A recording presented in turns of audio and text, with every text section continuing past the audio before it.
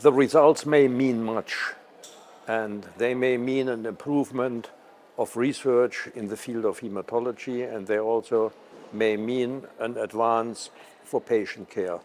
But this is still a long way because we are still in the process of assembling the data, harmonizing the data, and evaluating the data. And this is a long and tedious process, and that requires time.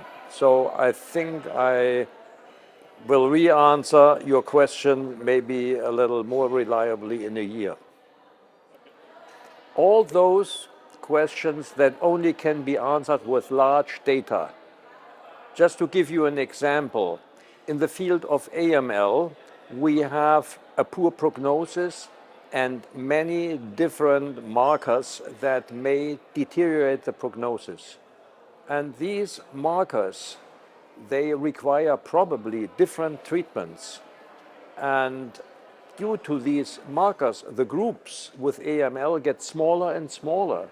And so they can require larger and larger quantities of patients all over to make these questions addressable and to make it possible that there are answers to these questions.